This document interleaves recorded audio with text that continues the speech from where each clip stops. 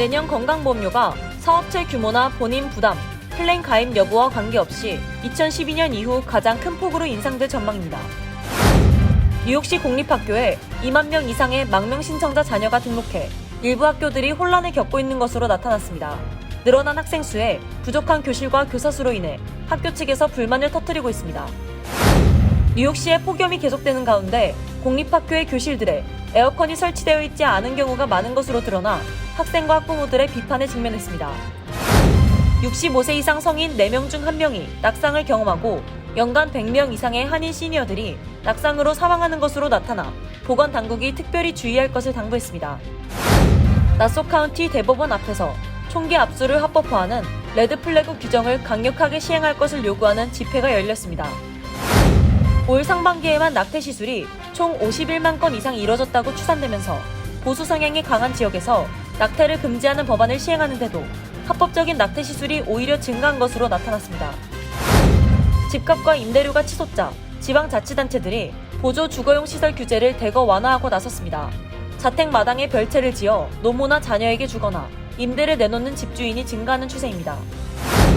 엔터테인먼트 케이블사와 채널 제공자의 분쟁으로 인해 미 전역 수천만 가정이 스포츠 경기 TV 생중계를 보지 못할 것으로 예상되고 있습니다. 이에 캐시 호컬 뉴욕 주지사는 환불 조치에 나설 것을 명령했습니다.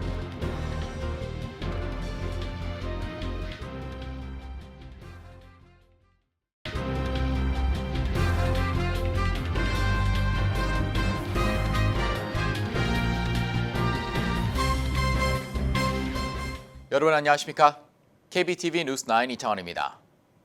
내년 건강보험료가 수년 만에 가장 큰 폭으로 오를 것으로 전망됩니다.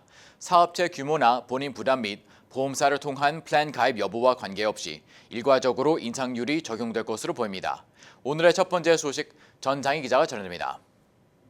컨설팅 회사 멀서와 윌리스 타워스 왓슨의 조사 결과 2024년 건강보험료가 평균 6.4% 오를 것으로 예상됐다고 월스트리트저널이 보도했습니다. 이 같은 인상폭은 지난 2012년 이후 가장 큰 폭입니다. 올해 인상폭은 6%였습니다. 또 2024년 그룹 건강보험료도 이와 비슷한 6.5%, 오바마케어 가입자의 경우에는 올해보다 6% 더 오를 것으로 보입니다. 전문가들은 사업체 규모나 본인 부담 및 보험사를 통한 플랜 가입 여부와 관계없이 일괄적으로 인상률이 적용될 것이라고 전했습니다. 이에 따라 근로자들의 건강보험료 부담이 늘어나거나 회사의 비용 부담 증가로 직원들의 본인 부담금을 늘리거나 다른 혜택을 줄일 수도 있다는 지적이 제기되고 있습니다. 월스트리트저널은 내년 건강보험료의 가파른 상승 원인으로 보험사들의 손실 증가를 지목했습니다. 운영비, 임금 상승 등 비용이 증가하자 병원 및 의료기관들이 늘어난 지출을 보험료 청구에 반영하면서 보험사의 손실률 상승으로 이어졌다는 것입니다. 또 다른 원인으로는 일부 처방약의 가격이 올랐기 때문입니다.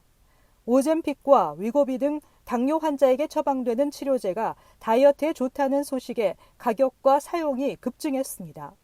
최근 수년 동안 건강보험 비용은 코로나19 확산에 따른 병원 방문 감소로 오름세가 둔화되는 모습을 보인 바 있습니다. 지난 2020년에는 증가폭이 2.6%였습니다. KBTV 뉴스 전상입니다. 뉴욕시의 이민자들이 늘면서 개학을 맞는 일부 공립학교들이 혼란을 겪고 있는 것으로 알려졌습니다. 뉴욕시 공립학교에는 작년 봄부터 현재까지 2만 명, 올 여름에만 2,500명이 추가로 등록했습니다. 정기원 기자가 전해드립니다. 데이비드 뱅크스 뉴욕시 교육감은 개학을 맞아 현재까지 2만 명 이상의 망명 신청자가 공립교에 등록했고 뉴욕시는 모든 이들을 환영한다고 밝혔습니다. 그는 부담이 커진 것은 맞지만 아직까지 잘 관리되고 있다고 밝혔습니다. 그러나 일부 학교에선 혼란을 겪는 정황이 포착됐습니다. 뉴욕포스트에 따르면 개학 전날 퀸즈 커머스 고교 앞에는 신규 등록 절차를 밟으려는 학생들의 줄이 한 블럭을 둘러섰습니다. 시교육국은 각 학교에 망명 신청자 물품 조달과 의사소통은 학교 책임이라는 내용의 공문을 보냈는데 학교 측에서는 얼마나 많은 인원이 추가되는지도 알려주지 않아 대응할 수 없다며 불만을 터뜨렸습니다. 로라 라이스 헤리티지 재단 국경보안 및 이민센터 소장은 당장 새 교실이 184개가 더 필요하다며 교사 1인당 학생 수가 늘어 교육의 질이 떨어질 수밖에 없다고 설명했습니다. 망명 신청자 자녀와 영어 외 언어로 소통할 교사도 부족한 상황입니다. 망명 신청자들이 공립교에 등록할 수 있는 패밀리 웰컴 센터 역시 사람들로 넘쳐나고 있습니다. 결국 계약 전에 등록을 마치지 못한 경우가 많아 센터 운영 기간이 연장됐고 시정부는 망명 신청자 자녀에게만 백신 요구 사항을 면제하기도 했습니다. 한편 에릭 아담스 뉴욕시장은 맨해튼에서 열린 타운홀 미팅에서 이민자들을 버스에 태워 뉴욕으로 보내겠다는 텍사스의 미치 광의로 문제가 시작됐다고 말하며 분노를 표출했습니다. 또 백악관에 대해서도 끝이 안 보이는 이민자 문제는 뉴욕시를 파괴할 것이라고 경고했습니다. 한편 뉴욕시는 롱아일랜드 시티의 빈 오피스 건물에 1000명을 수용할 16번째 쉘터를 추가 설립하기로 결정했습니다. KBTV 뉴스 정지원입니다. 어제 뉴욕시 공립학교가 일제히 개학한 가운데 폭염으로 인해 수업에 차질을 빚고 있습니다. 특히 에어컨이 설치되어 있지 않는 교실이 많은 것으로 드러나 학생 및 학부모들의 비판에 직면했습니다. 보도에 김문지 기자입니다. 90만 명이 넘는 학생들이 학교로 돌아왔지만 어제부터 폭염주의보가 내려지며 에어컨이 설치돼 있지 않은 학교 곳곳에서 더위로 인해 반나절 수업만 이어가는 등 수업 진행에 차질을 빚었습니다. 학생 및 교직원들은 폭염주의보로 95도까지 오른 더위에 여러 명이 교실에 밀집해 힘든 시간을 보내야만 했다고 전했습니다. 뉴욕시 교육국은 이미 10년 전부터 시의회로부터 모든 공립학교 학급에 에어컨을 설치하기 위한 예산을 배정받았지만 10년이 지난 아직까지도 설치를 완료하지 못한 상태입니다. 이에 뉴욕시 교사노조는 반발하며 95도의 날씨조차 감당할 수 없는 학교 시스템이 정상이라고 할 수 있느냐며 10년간 에어컨 설치를 완료하지 못한 교육국 및 뉴욕시정부를 비판했습니다. 이어 예산만 받은 채 약속을 이행하지 못하고 행정 절차가 느리며 선진국이라고 하기에 너무나 취약한 교육 시스템이라고 지적했습니다. 일례로 뉴욕시 브롱스에 위치한 하이브리지 그린스쿨의 경우 뉴욕시 교육국이 에어컨 설치를 완료하지 못해 절반의 교실에만 에어컨이 설치된 상태이고 나머지 절반은 에어컨이 없는 상황이라 에어컨이 없는 교실에서 수업하는 학생들은 더위로 힘든 하루를 보내야만 했습니다. 한편 뉴욕시 스쿨버스 역시 파업 우려가 높은 가운데 월요일부터 정상 운행에 들어갈 것이라고 밝혔지만 언제 파업으로 인력 부족에 시달릴지 몰라 불안한 상황입니다. 뉴욕시 스쿨버스 파업이 발생할 경우 공립학교 학생 8만 명에게 영향을 미칠 수 있어 학부모들은 불안하기만 합니다. 뉴욕 및 북부 뉴저지에 내려진 폭염주의보는 어제 이어 오늘 오후 6시까지 연장됐으며 이로 인해 공립학교의 야외 활동이 제한된 상황입니다.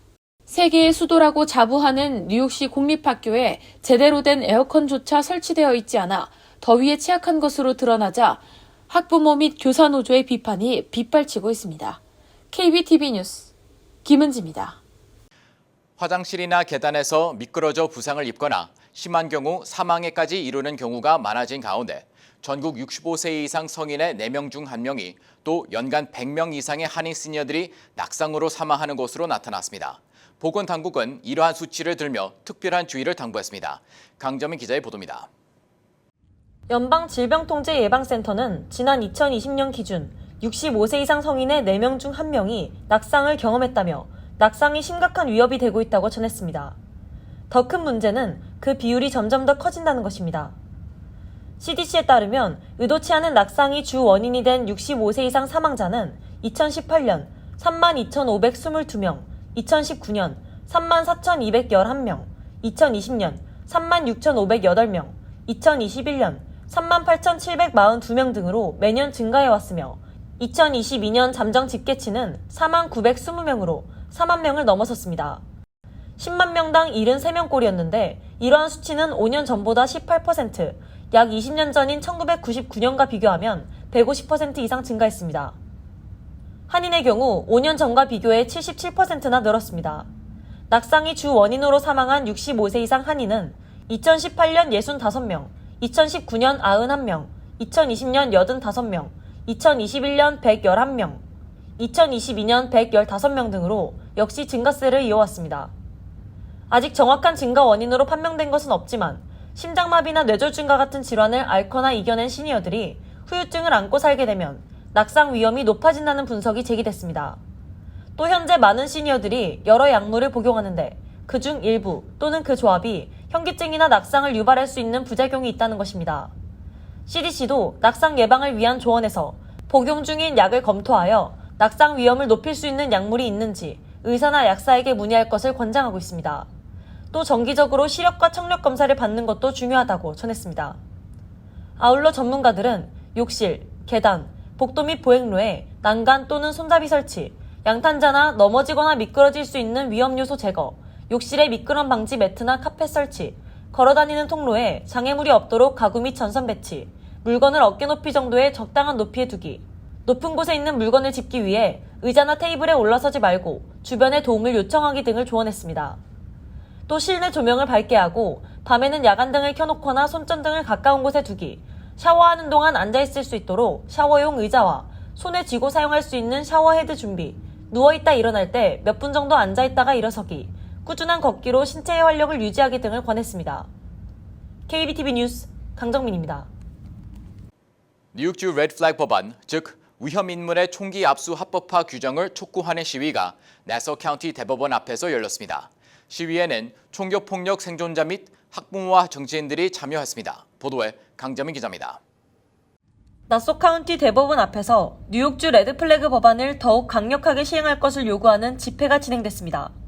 시위는 총기 사고에 대한 행동 개선을 요구하는 엄마들의 모임과 나소 카운티 총격 사건 생존자 및 학부모들, 그리고 오는 11월 본선거 시 나소 카운티 의원으로 출마하는 웨이화 옌 후보, 알렉시스 페이스, 세스 코슬로우 후보 등이 함께했습니다. 시위대는 지난해 서포 카운티에서 1,500건의 극한 위험 보호 명령이 발부됐지만 나소 카운티에서는 35건에 그쳤다며 우리 자녀들이 언제 총기 폭력 사건의 희생자가 될지 모르는 상황을 그대로 방치할 수 없다고 주장했습니다. 극한 위험 보호 명령은 총기 규제 강화 법안인 레드플래그 법안을 집행하는 장치 중 하나로 뉴욕 주민들은 특정 인물이 자신 혹은 타인에게 큰 위험을 가할 수 있다고 판단될 경우 사법기관에 요청할 수 있고 법원이 이를 허락할 경우 해당 인물은 총기 소지나 구매가 제한됩니다. 위험 여부에 대한 판단은 자신 혹은 타인에게 폭력을 행사하거나 위협을 가한 경우 혹은 총기 사용에 관해 신중하지 못한 행동을 보인 경우 혹은 술이나 마약에 중독된 경우 등을 고려해 법원이 내리게 되며 극한 위험 보호 명령이 승인되면 경찰은 가해 위험 인물로부터 즉시 총기를 압수할 수 있습니다. 뉴욕타임스 보도에 따르면 미 전역 19개 주에서 레드플래그 법안이 실행되고 있으며 극한 위험 보호 명령으로 10에서 20정의 총기가 압수될 때마다 한 건의 사망을 막는 효과가 있는 것으로 나타났습니다. 현재 레드플래그 법의 효과에 대한 연구가 각 주에서 진행 중이며 캘리포니아주의 경우 2016년부터 2018년 3년 동안 이 법안으로 58건의 총기 난사 사건을 예방할 수 있었던 것으로 조사됐습니다. KBTV 뉴스 강정민입니다. 작년 6월 연방대법원의 낙태권 폐기 판결 이후 보수 성향이 강한 지역에서는 낙태를 사실상 전면 금지하는 법안을 시행하고 있는 가운데 전국적으로 합법적인 낙태 시술은 오히려 늘었다는 조사 결과가 나왔습니다. 전창희 기자가 전해드립니다. 낙태권 옹호단체인 구트마허 연구소는 의료기관 설문조사를 토대로 올해 상반기 낙태 시술을 허용하는 주에서 총 51만 1,000건의 합법적인 낙태가 이루어졌다고 추산했습니다. 이는 미국 내 코로나19 확산 초기인 2020년 상반기보다 4만 6천 건 많은 규모입니다. 낙태 시술이 합법인 주 전역에서 시술이 증가한 가운데 특히 낙태를 금지한 주와 인접한 일부 주는 시술 건수가 눈에 띄게 늘었습니다. 중부 일리노이주의 경우 낙태 시술이 2020년 상반기 2만 6천 건에서 올해 상반기 4만 5천 건으로 거의 2배 수준으로 급증하기도 했습니다. 일리노이주와 인접한 위스콘신, 인디애나, 켄터키, 미주리주는 미국 내에서 낙태 시술을 가장 강하게 금지하는 주들입니다. 연방대법원은 지난해 6월 24일 임신 6개월까지 낙태를 연방 차원에서 합법화한 로데 웨이드 판결을 폐기하고 낙태권 존폐에 관한 결정 권한을 주로 넘긴 바 있습니다. 이에 따라 보수 성향이 강한 지역에서는 곧바로 낙태를 사실상 전면 금지하는 법안을 시행했습니다. 이번 조사는 미국의 공식 의료 체계 내에서 이루어진 합법적인 낙태 건수를 토대로 이루어졌으며 낙태가 불법인 주의 거주자가 해외 등지에서 낙태약을 주문하는 등 의료 체계 바깥에서 이루어진 사안은 포함되지 않았다고 연구소는 전했습니다. KBTV 뉴스 전상입니다. 대도시를 중심으로 집값과 임대료가 치솟자 지방자치단체들이 저렴한 주택 공급을 늘리기 위해 보조 주거용 시설 관련 규제를 대거 완화하고 있습니다. 집주인들은 뒷마당에 보조 주거 시설을 지음으로써 노모나 자녀에게 독립된 공간을 줄 수 있고 남에게 빌려주면서 임대 수익도 올릴 수 있어 환영하고 있습니다. 자세한 소식 김은지 기자가 전해드립니다. 미 전국 곳곳에서 이렇듯 자택마당에 별채를 짓는 경우가 빠르게 늘어나고 있습니다. 뒷마당 별채라고 하거나 연로한 부모를 모신다는 뜻에서 할머니 아파트라고도 부르지만 정확한 명칭은 보조 주거용 시설, 영어로는 액세서리 드웰링 유닛을 줄인 ADU라고 부릅니다. 보통 40에서 90제곱미터 정도 크기의 독립 공간으로 침실과 욕실, 주방 같은 기본 공간을 갖추고 있으며 본체에 붙여 짓기도 하고 별도 주택으로 건축하기도 합니다. 대도시를 중심으로 집값과 임대료가 치솟자 지자체에서 저렴한 주택 공급을 늘리기 위해 관련 규제를 대거 풀기 시작했습니다. ADU 시설의 가장 적극적인 지역은 캘리포니아주입니다. 주정부는 2017년부터 ADU를 지어도 되는 부지 최소 기준과 주차 공간 확보 같은 규제를 차례로 완화했고 건축 허가를 받는 데 걸리는 기간을 반으로 줄이거나 최대 4만 달러의 보조금을 주는 정책까지 도입했습니다. 그 결과 캘리포니아주의 보조 주거용 시설 ADU 건축 허가 건수는 2016년 1,200여 건에서 지난해 23,700여 건으로 20배 가까이 뛰었습니다. 이 같은 움직임은 2017년 이후 오리건, 메인, 코네티컷주 같은 주 단위에서부터 시애틀, 캔자스시티 등 시 단위까지 보조 주거용 시설을 더 쉽게 지을 수 있도록 하는 법안을 잇따라 통과시켰습니다. 집값이 워낙 천정부지로 치솟으며 주택난이 심각해지자 앞다퉈 건축 허가 및 장려에 나선 것인데 월세를 내기 어려워진 미국인들이 어쩔 수 없이 함께 살면서 생긴 대안입니다. 다 큰 성인 자녀를 위해 별채를 지어 내주거나 또는 손자 손녀를 돌보기 위해 자녀와 집을 합치기도 합니다. 아울러 팬데믹을 거치며 재택근무가 늘어난 것도 이러한 시설이 인기를 끄는 배경이 됐습니다. 별채를 업무용으로 마련하며 사무실 월세를 내는 대신 뒷마당에 사무실을 마련한다는 것입니다. 비슷한 이유로 공간을 임대로 활용하기 위해 별채를 짓는 집주인들도 늘어나고 있습니다. 캘리포니아의 경우 보조 주거용 시설을 한 채 짓는 데 드는 비용은 20만에서 40만 달러 사이며 월세를 2,400에서 3,000달러 정도를 받는다고 가정했을 때 7, 8년 정도 임대하면 비용을 회수할 수 있기 때문입니다. 이러한 현상에 관심이 높아지고 집에 대한 사람들의 가치관이 바뀌면서 건축 허가부터 설치까지 모든 과정을 대행해주는 등 관련 제품 및 서비스를 제공하는 스타트업도 우후죽순 생기고 있는 상황입니다. KBTV 뉴스 김은지입니다. 엔터테인먼트 업체 사이의 분쟁으로 인해 미 전역에서 스포츠 경기 생중계 서비스가 중단되는 가정이 많은 것으로 우려됩니다.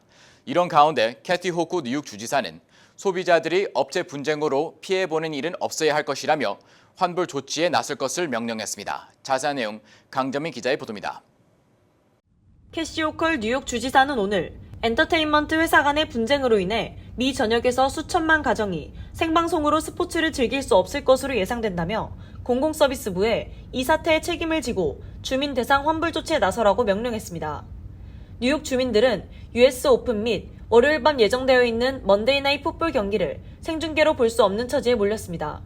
이번 분쟁은 차터와 더 월트 디즈니 컴퍼니 사이에 계약 이행에 대한 입장차가 벌어지며 발생했고 커네티컷에 기반을 둔 차터 케이블 서비스에 디즈니가 TV 채널 제공을 중단한다고 밝히면서 서비스의 차질이 빚어졌습니다. 이번 엔터테인먼트 케이블사와 채널 제공자 간의 분쟁으로 인해 뉴욕주에서만 150만 가구가 서비스 중단에 놓일 것으로 보이며 미 전역 약 1,500만 가정에서 스포츠 채널 ESPN과 디즈니 채널을 볼 수 없게 돼 실시간 스포츠 관람 및 채널 서비스의 차질이 예상됩니다. 호컬 주지사는 뉴욕 주민들은 케이블 채널 사용을 위해 요금을 지불했다며 이들이 계약 시점에 약속한 바와 다르게 원하는 채널 서비스를 누릴 수 없다면 당연히 환불 조치에 들어가야 맞는 것이라며 기업 분쟁에 소비자들이 피해보는 일은 없어야 한다고 강조했습니다. 한편 어제 뉴욕 아사엘시 스타디움에서 열린 US 오픈 여자 단식 준결승에서 환경운동가들의 돌발 시위로 36분 동안이나 경기가 중단되는 사건이 발생했습니다. 경기 2세트 초반 환경시위대 3명 중 1명이 신발에 접착제를 발라 관중석 콘크리트 바닥에 고정한 채 화석 연료 사용을 중단하라고 외쳤고 이들은 뉴욕시경에 의해 체포됐습니다. KBTV 뉴스 강정민입니다. 뉴욕시가 센트럴 브루클린의 조닝을 변경하고 약 4천 가구의 주택을 공급할 계획입니다. 대상 지역은 애틀란틱 애비뉴 약 13개 블록과 주변 부지입니다. 1,550가구는 입주자의 소득을 제한하는 서민주택으로 공급합니다. 아울러 부지 인근 세인트 앤드류 플레이그라운드에는 2,350만 달러가 투자됩니다. 공원 접근성을 개선하고 지역사회가 원하는 공공장소로 탈바꿈할 계획입니다. 뉴욕시는 이번 계획이 주택 공급 이상의 가치를 창출할 것이라고 설명했습니다. 주택보호개발국은 서민주택이나 커뮤니티 시설 등을 최대한 배치하고 새로운 일자리와 공공공간이 마련될 것이라고 전했습니다. 필 머피 뉴저지 주지사는 연방정부 산하 연방고속도로청과의 협의를 통해 뉴저지 트랜짓 시설을 포함해 주 전역의 대중교통 인프라 개선을 위한 지원금 4억 2,500만 달러를 받기로 했다고 발표했습니다. 가장 먼저 메돌랜드 지역을 포함해 북부 뉴저지 일원에 있는 버스터미널을 업그레이드하는 공사가 진행되고 홍수 피해를 막기 위해 6개의 교량과 차량 기지도 대폭 개보수됩니다. 또 허드슨강 서쪽 호보큰에 있는 뉴저지 트랜짓 철도 주차장도 새로운 시설로 개선하고 커니와 워싱턴 타운십 일원의 도로도 재정비될 예정입니다. 특히 뉴저지 트랜짓 열차가 다운타운을 관통함으로써 보행자들에게 큰 불편을 줬던 롱브랜치에는 보행자를 위한 터널이 만들어집니다. 지난 4월 미국 의회에서 재발의된 한국인 전용 전문직 취업비자 법안에 대한 상하원 의원들의 지지가 늘어나고 있습니다. 존 오소프 연방 상원 의원은 성명을 통해 이 법안이 미국과 한국 상호 간 경제 협력을 공고히 할 것이라며 한미 우호 관계를 강화하기 위한 초당적 노력을 계속할 것이라고 약속했습니다. 이 법안은 전문 교육, 기술을 보유한 한국 국적자의 미국 정부가 연간 최대 15,000개의 전문직 취업비자를 발급하도록 하는 것을 내용으로 하고 있습니다. 현재 미국의 취업비자인 H-1B 비자는 연 8만여 개로 제한돼 전 세계 전문직들의 경쟁이 치열한 상황입니다. 그러나 이 법이 통과되면 한국은 H-1B 비자 한도와 무관하게 연간 최대 15,000개의 전문직 비자 쿼타를 확보하게 됩니다. 연방환경보호청이 최근 발표한 수질 검사 결과에 따르면 뉴저지주 내 28개 상수원에서 발암물질로 알려진 PFAS가 연방정부가 제한한 기준치 이상으로 검출됐습니다. 이와 관련해 지난 6월 뉴저지주 환경국은 주내 70개 이상 수돗물 공급업체가 3가지 화학물질에 대해 주정부가 요구하는 기준치를 충족하지 못하고 있다고 밝혔습니다. 더욱이 연방정부는 지난 3월 뉴저지 주정부보다 훨씬 더 엄격한 기준치를 제안한 상태입니다. 연방 기준치가 최종 발효되면 주정부 역시 연방 기준에 맞춰 기준치를 변경할 것으로 보입니다.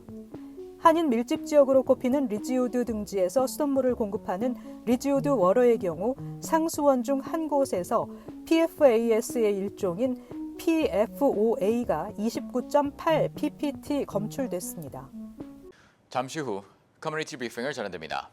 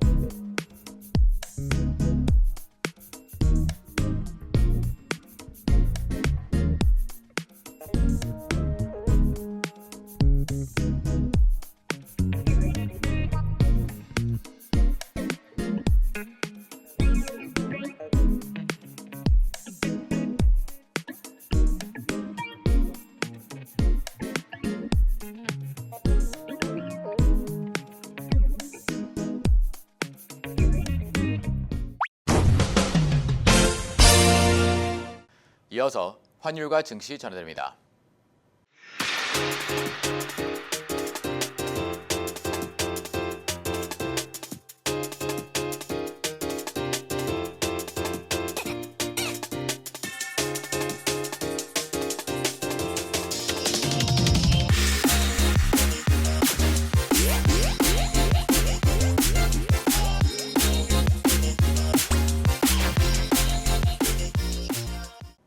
잠시 후 뉴욕과 뉴저지 날씨 전해드립니다.